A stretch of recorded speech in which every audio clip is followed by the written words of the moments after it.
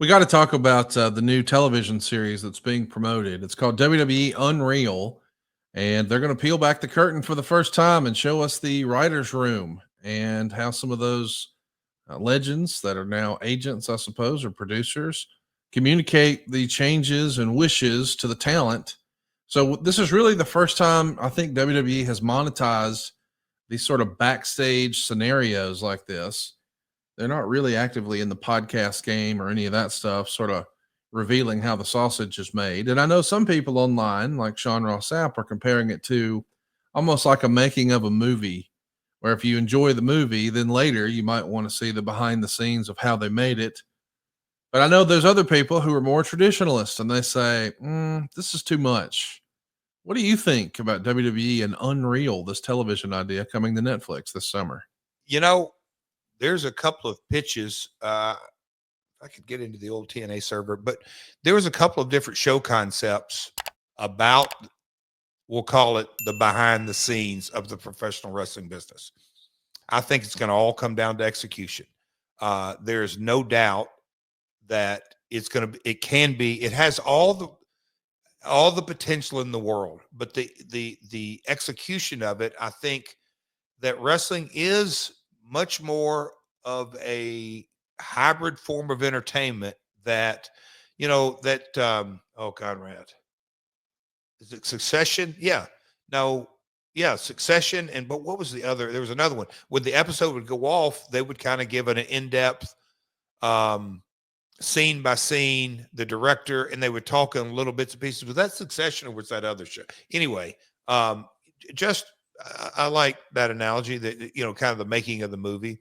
But I do think it can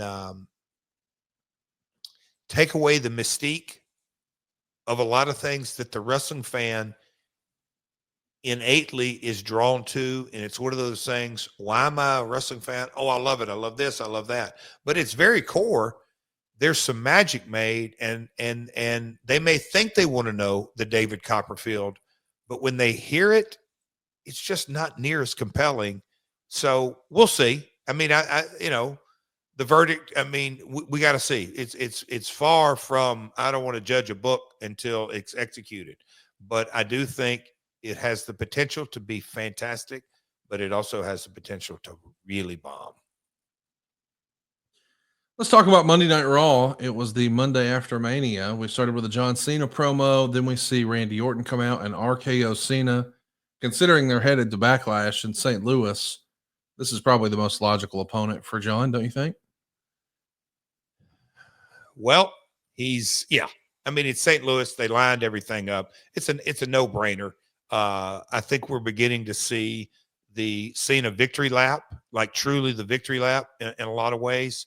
I'm curious to see, and me and you have talked offline multiple times about this, and my NASCAR buddies. I picked when Elliott Sadler had his last year, he had that victory lap, and there's other drivers that have done it. It's the last time at the track, and they get awards, and there's different NBA players that have kind of had their swan song in a lot of ways. I'm curious to kind of see that now Mania, and now I think this is in a lot of ways the beginning of the victory lap. I think he came in, announced it, did some dates overseas, and I think because you have the flagship event of the year, it couldn't be all about Cena. I think we're about to see quite a bit of that. So the monetization of St. Louis, I can see a Randy Cena shirt and how many times they've wrestled. There is no doubt in my mind that they're doing a jump from Vegas to the next pay-per-view. They could have done it really anywhere in the country. Oh, well, I'll be damned. They picked Randy Orton's hometown, and it's very strategic marketing. It's a genius, man. I mean, every town they go to, like this past weekend, they said appearing in Las Vegas for the very last time, John Cena. And I like that they started to talk about 27 appearances left. Like, as you start counting it down, it's almost like when you're watching television and at the end of an episode, it says only 2 seasons or only 2 episodes remain. Here's a preview of next Sunday. I mean, that's kind of what they're doing here, right? did he dig in? Wait, where did I see this?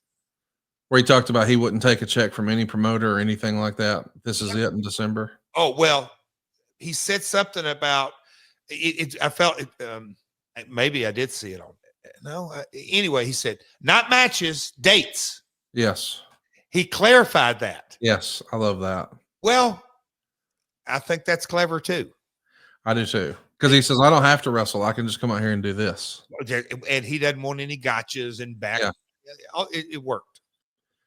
Jeff, the other big thing that happened on Monday Night Raw, besides the John Cena stuff, was the Becky Lynch victory lap. You said it was the victory tour or victory lap tour for John Cena. Well, I guess Becky's only lasted a day. They dropped the tag straps, and now she's a heel. I don't think a lot of people would have seen Becky Lynch as a heel. I saw some people suggesting, boy, that felt like 2 months worth of story crammed into 2 nights. What do you think of this Becky Lynch heel turn?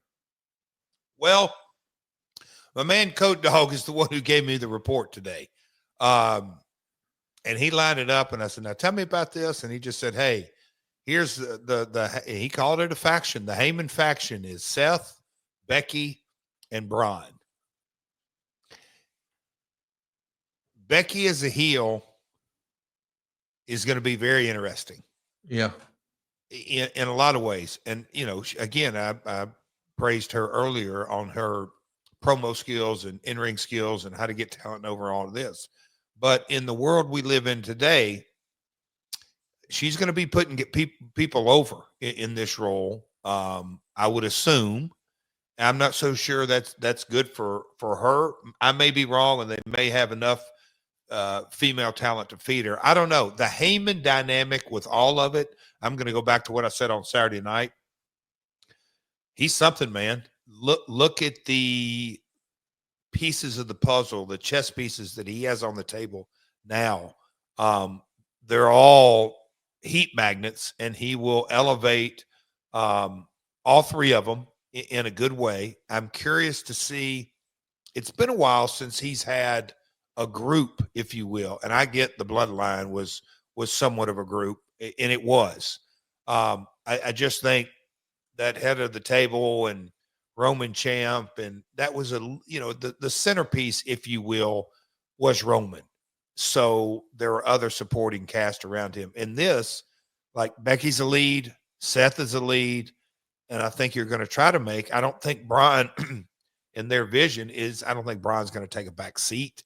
And I'm not saying he should, but he's coming off the IC run, so he's got 3 single talents that are all going to take the lead. Curious to see how they create that creative for it. Wait, who's the other talent? Seth, Braun, and Becky. Okay. The 3 different leads. It's just, I think well, and look, I'm putting my creative hat on. That's a different dynamic because, okay, hypothetically speaking, well, do you know Seth is on Raw? Yeah, I think so. Are they all on Raw? I don't know. Let's just say they're probably about to do a draft anyway, aren't they? Who knows? What I'm saying is, on Raw, a 2-hour show, and if he's with all 3 talent, are you going to see Heyman 5 times in a night, 4 times with each talent? I don't think so. So anyway, they'll figure it out. But it is different when you are a manager, a second, a mouthpiece for 3 different leads. That's all I'm saying. And they'll figure it out. But that's the egos will be interesting to see how that extrapolates out.